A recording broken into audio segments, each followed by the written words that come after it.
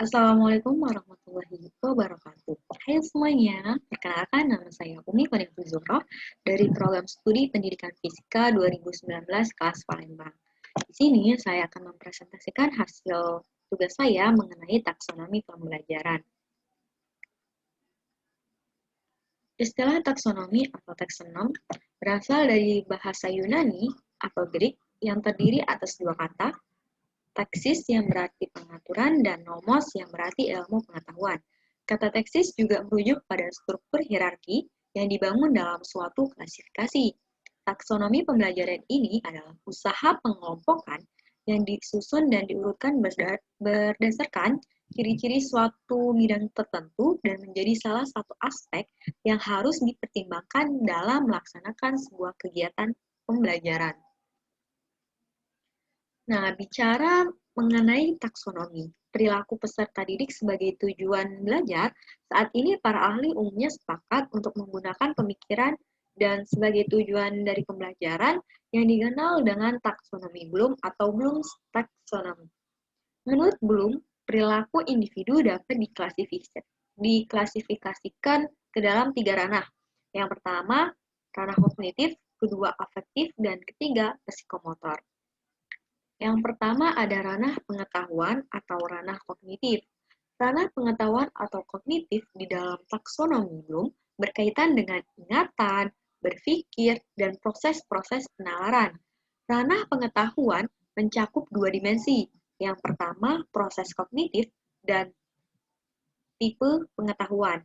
Dimensi proses kognitif dirumuskan dalam kerangka 6 tingkatan kategori, sedangkan dimensi pengetahuan dibagi menjadi 4 tipe pengetahuan. Yang pertama ada tabel dimensi proses kognitif, yaitu ada 6 tipe tingkatan.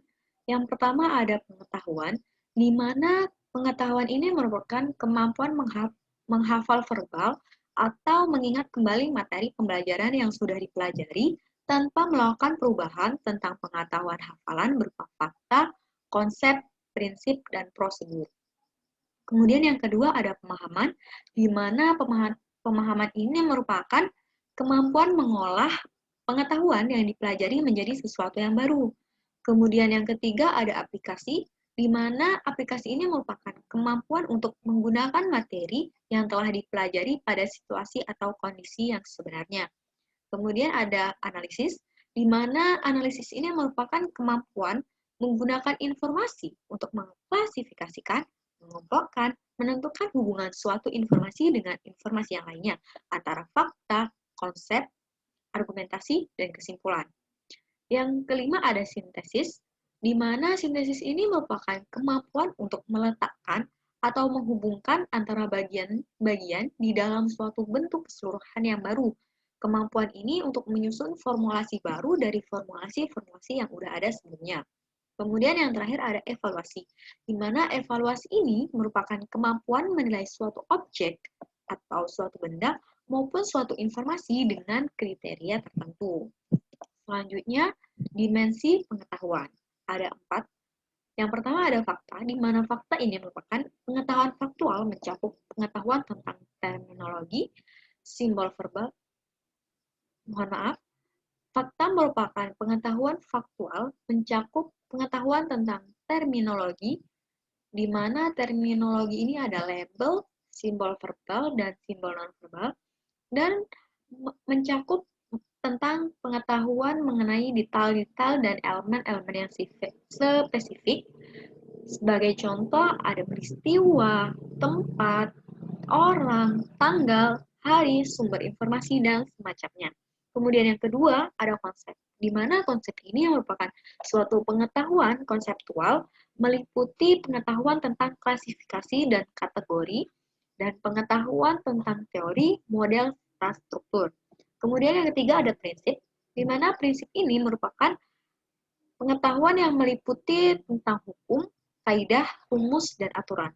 Kemudian yang terakhir ada prosedur, di mana pengetahuan prosedur ini merupakan suatu pengetahuan tentang cara melakukan sesuatu dan berupa rangkaian langkah yang harus diikuti seperti mekanisme, tahapan, dan prosedur. Selanjutnya ada interseksi antara dimensi pengetahuan dan proses kognitif.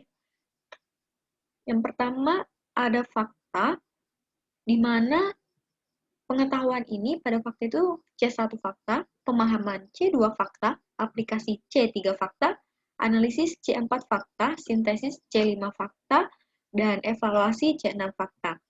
Sedangkan di dalam konsep, pengetahuan C1 konsep, pemahaman C2 konsep, aplikasi C3 konsep, analisis C4 konsep, sintesis C5 konsep, evaluasi C6 konsep. Sedangkan pada prinsip, pengetahuan C1 prinsip, pemahaman C2 prinsip, aplikasi C3 prinsip, analisis C4 prinsip, sintesis C5 prinsip, dan evaluasi C6 prinsip. Sedangkan pada prosedur sama saja seperti sebelumnya, di mana pengetahuan C1 prosedur, pemahaman C2 prosedur, aplikasi C3 prosedur, analisis C4 prosedur, sintesis C5 prosedur, sedangkan evaluasi C6 prosedur. Namun, pada tahun 2001 ada hal yang diubah dalam dimensi proses kognitif.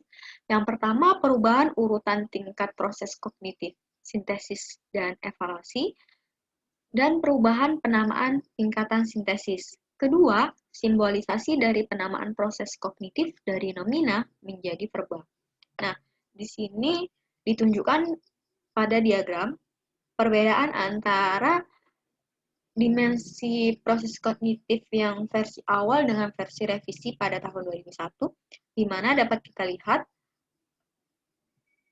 pada tingkat awal pada tingkat terbawah, versi awal pengetahuan, versi revisi mengingat, tingkat kedua dari bawah pemahaman pada versi awal, kemudian pada versi revisi dia memahami, pada tingkatan 3 dari bawah, pada versi awal aplikasi, versi revisi pun demikian. Kemudian pada tingkat 4, antara versi awal dengan versi revisi sama, yaitu menganalisis dan analisis.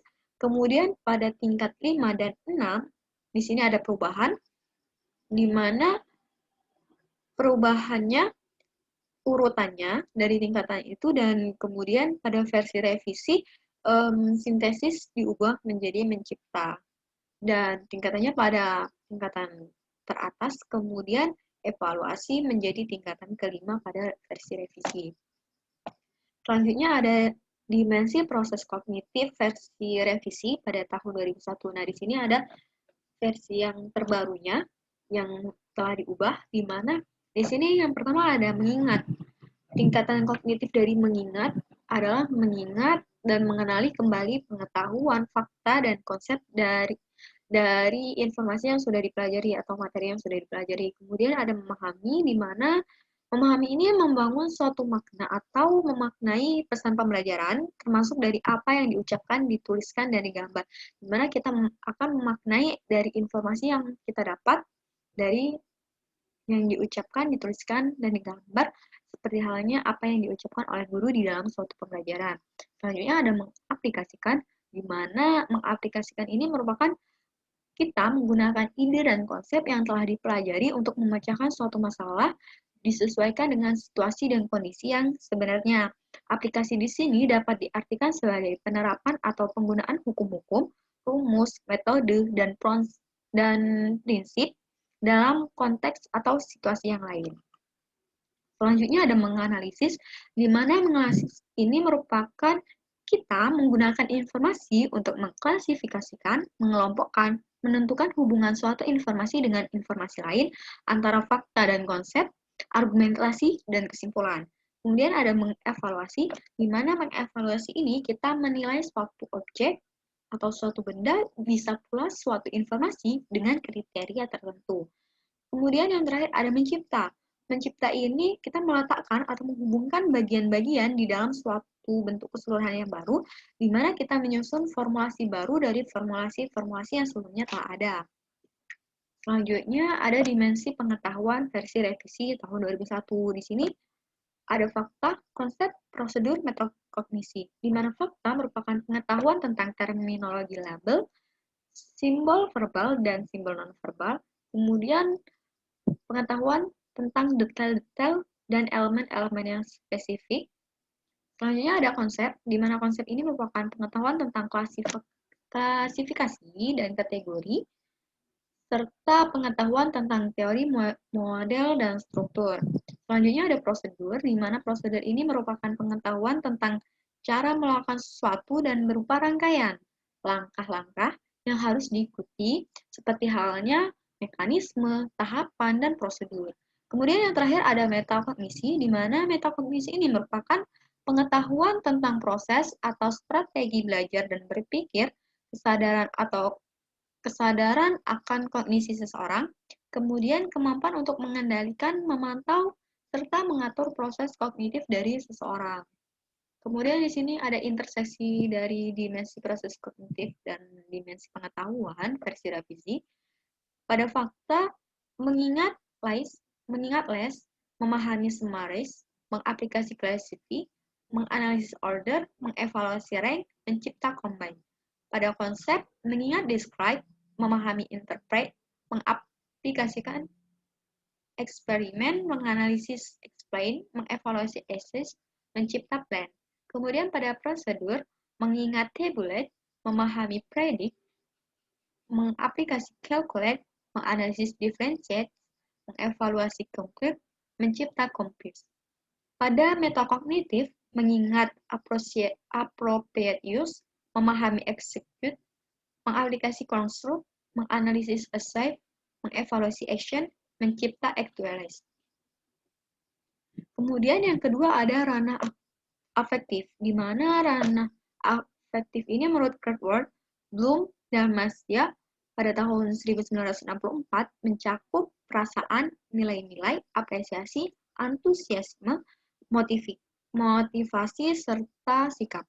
Nah, di dalam kurikulum 2013 untuk pendidikan dasar dan menengah di Indonesia, kemampuan dalam ranah afektif ini dibatasi pada kompetensi sikap, khususnya sikap spiritual dan sikap sosial.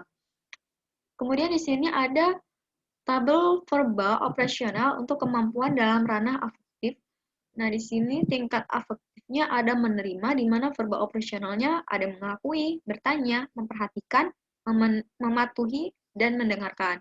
Pada tingkat afektif menanggapi, verbal operasionalnya membantu, menyapa, melakukan, menolong, menyesuaikan diri, menyayangi, menyambut, mendukung, menyetujui, menampilkan, melaporkan, memilih, dan sebagainya. Kemudian ada menghargai. Verbal operasionalnya menghargai, mengapresiasi, memulai, memprakarsai, bergabung, mengusulkan, serta berbagi. Kemudian tingkat afektif pada menghayati, verbal operasionalnya mengelola, membangun, menganut, mengintegrasikan, memodifikasi, mengorganisir, menyiapkan, menghubungkan, mensintesiskan. Pada tingkat afektif mengamalkan, verbal operasionalnya mengubah perilaku, mempengaruhi, melayani, memberi contoh atau teladan, menerapkan, mengusulkan, memperagakan, memodifikasi, mempertunjukkan, serta merevisi. Kemudian yang terakhir atau yang ketiga ada ranah psikomotor, di mana tingkatan kategori kemampuan psikomotor dari Simpson dan Dev terbukti dapat digunakan untuk mengukur tingkat capaian dari kemampuan peserta didik sebagai hasil belajar di dalam ranah psikomotorik ini, khususnya untuk bidang-bidang yang dengan pemakaian fisik,